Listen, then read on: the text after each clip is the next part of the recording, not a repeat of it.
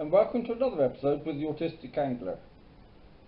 If you haven't yet, can you please subscribe and press the notification bell?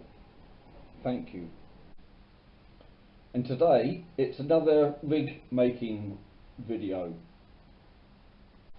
I was looking through my old videos the other day when I was mackerel and garfishing, and I thought there must be another way to put some more hooks in the water. I've come up with this rig which is similar to some rigs that people use carp fishing, and I've called it a washing line rig because basically it just drops as many hooks you want in the water, but I'm just putting out 3. And the key to this rig is, unlike normally when I've been float fishing for garfish, the float has been an inline float and the line's gone down through the float and out the bottom to the little weight with the rig at the bottom, or the hook at the bottom. This time, as you look along the line from the rod, the float is the last thing you see. So all of the washing line will be suspended by the float. It will all become clearer later. I'm going to make this rig up for this video with ASSO Classic 60 pound. So the first thing you want to do is pull off, and this might seem a lot, about 12 foot of your main line. I do it in some spans. That's 1.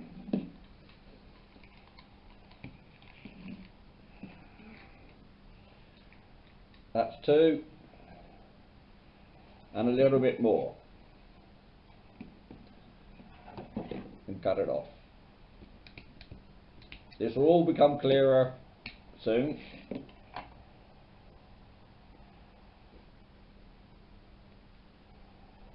So if you get your 2 ends, hang on, let me just adjust that. That might be a bit better. That looks a bit better. Now you get your 2 ends, and you want to start off about a foot in. Okay? So what you've got now, basically, is a big mess, but it's actually just a big loop.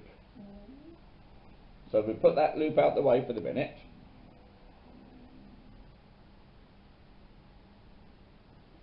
And what we'll do, we'll start here. Now this length that you've got left is going to be ultimately the length that goes up to the float, and the second length will be your first drop to the hook. So you can adjust that once you've tied this. Now all we're going to do, we're going to utilise blood loop knots all the way down. So we've got these 2, we've just crossed them over, and now we just make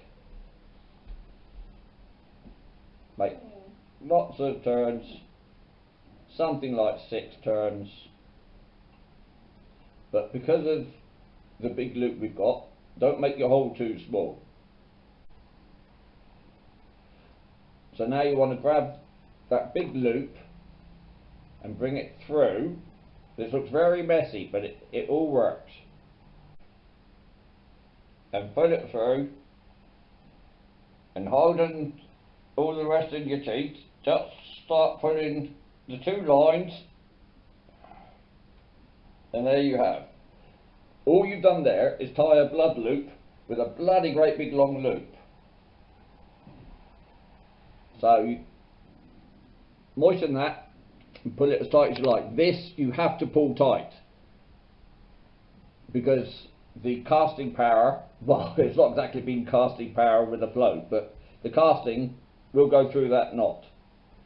So what we have now then, we've got something like a foot to 18 inches and a foot or more. Now the first thing I'm going to do is grab a pair of scissors and cut the loop. I leave a bit of a tag there. So what we've now got is a massive great big line hanging out.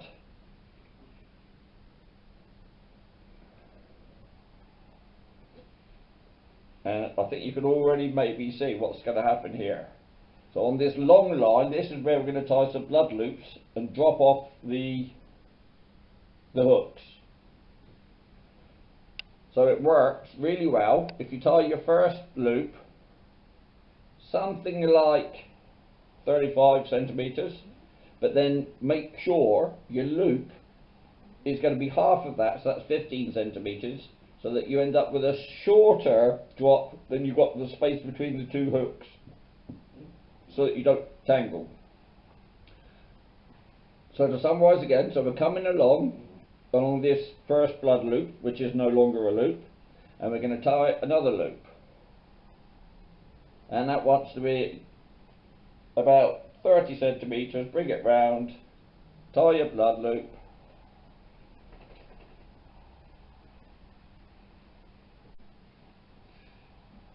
pass your knot through, pull it tight, and there's your first drop for your first hook. Your second hook actually.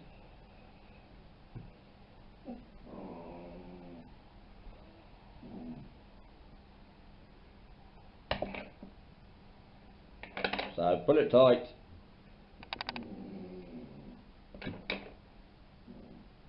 and cut your loop.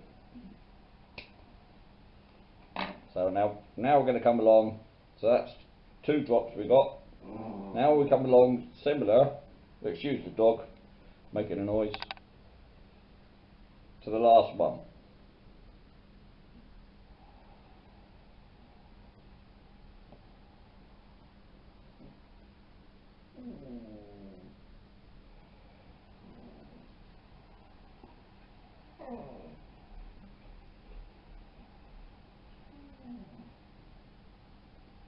There's the last one.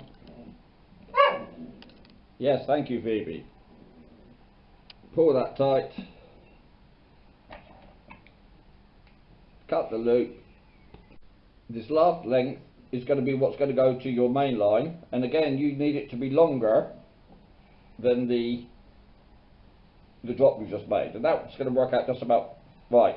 So you can see now why we needed to pull out about 12 foot to start with, because each drop is about 2 foot, so that's 6 foot, and with your space between your things as well. Start putting the end tackle or the furniture or whatever on it.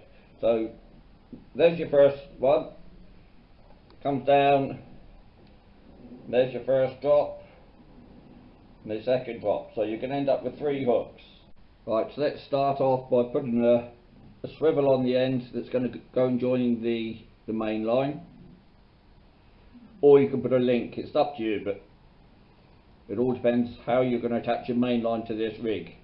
I generally just tie it straight on when I get down there. So that's 1, I do a uni knot, 2,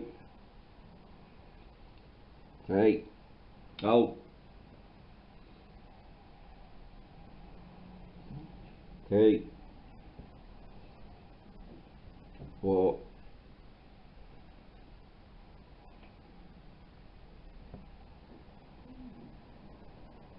5.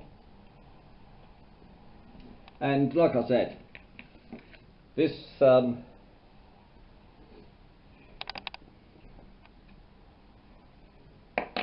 line I'll use for the actual rig will be probably 12 pound, because I've found in the past when I'm doing my Garfish rigs, it works best to keep it as light as possible with the smallest hook as possible.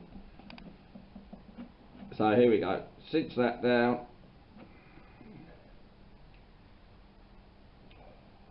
and that knot's nice and cinched.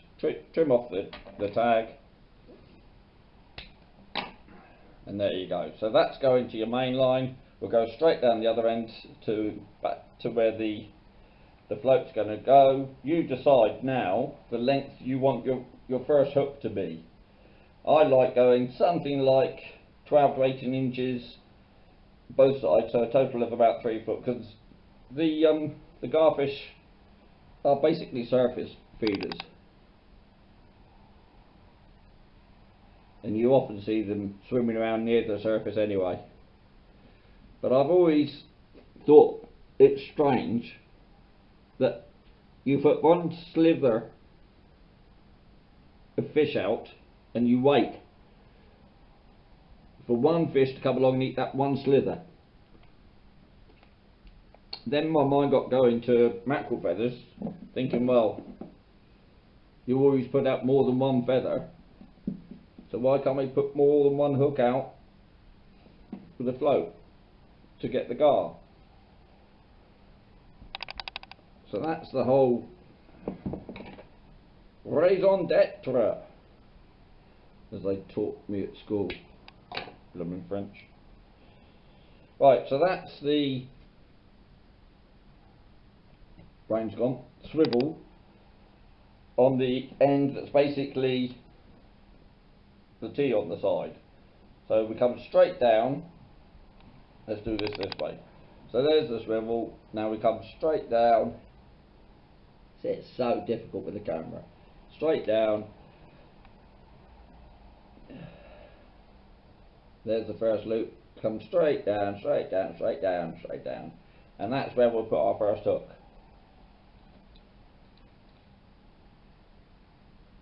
These are Chinook size 4s that probably go, and look, I'm going to cut that at an angle to get it in the hole. Last year I was using size 6s and 8s, but I was finding that because the hooks were so small, the garfish were taking them quite deep. And fortunately, the couple of times I was fishing, I wasn't going to release them anyway.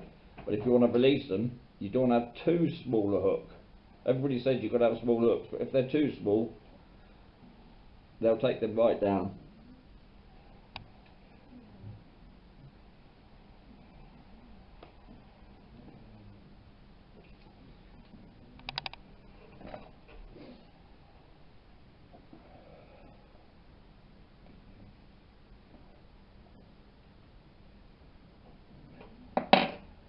So there's your first hook.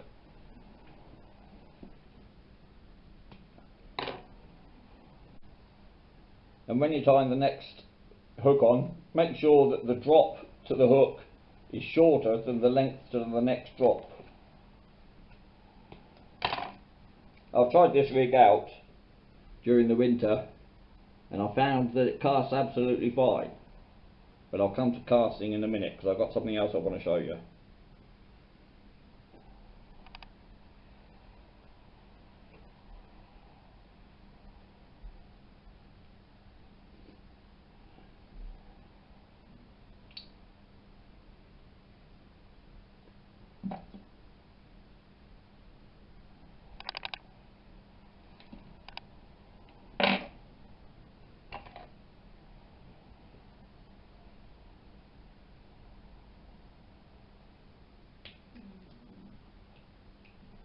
And there's the second one, and on the third one, same again.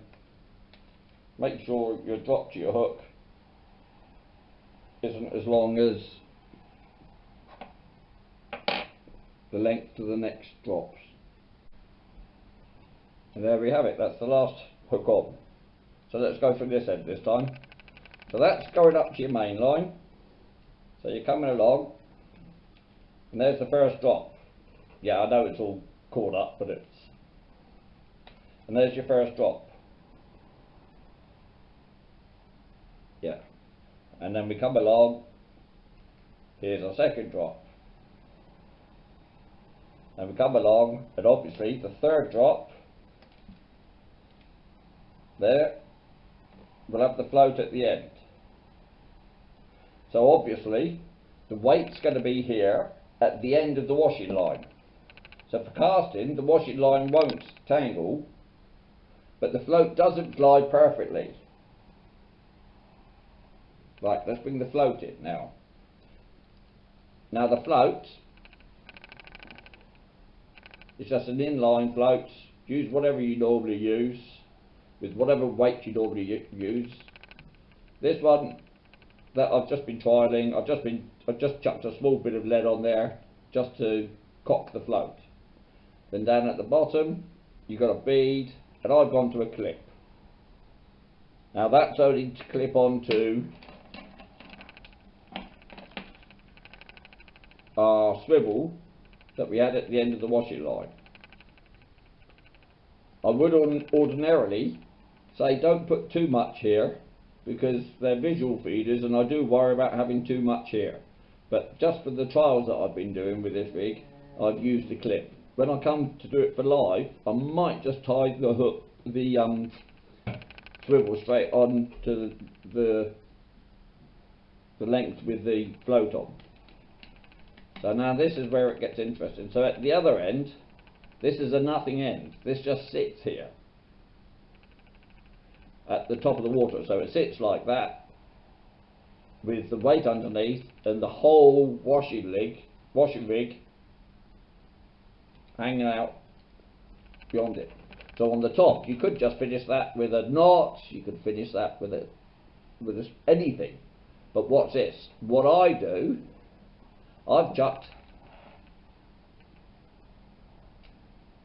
a paper clip on there. And you might ask why. Well, think, when we cast out floats, how far do we get out? And if we're casting out a length with 3 hooks on, do we want to be able to get out a little bit further? So think this through. All this is a release mechanism to put a little bit of extra temporary weight on there, so that when it flies through the air, you've got more weight than just the lead. Now what I've been using, as you've seen in lots of other videos, are the little rocks and pebbles that I find on the beach that have got stones in. And I find you put it in, but you don't leave too much in there. You have to be careful on the first chuck, but you chuck it out with that extra stone on there that can give you that extra distance if you want, and it doesn't have to go far. And then in the middle of the air you just pull it tight and the stone falls off the end. What I did to start with, I let it drop to the bottom and then gave it a couple of tugs to release it from the bottom, but that didn't always release it, and I found that I was bringing most of the time the float back to where I was. But putting it in the air and not putting such a bend on that release mechanism, bit of bent wire. Try that if you want to, but if you don't want to, or if you're quite happy with the lead that you got at the bottom of your float, just terminate that as it is.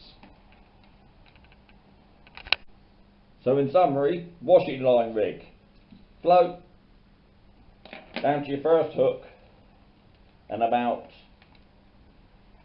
18 inches from the hook you run another line all the way along with 1, 2 hooks, and then off to your main line.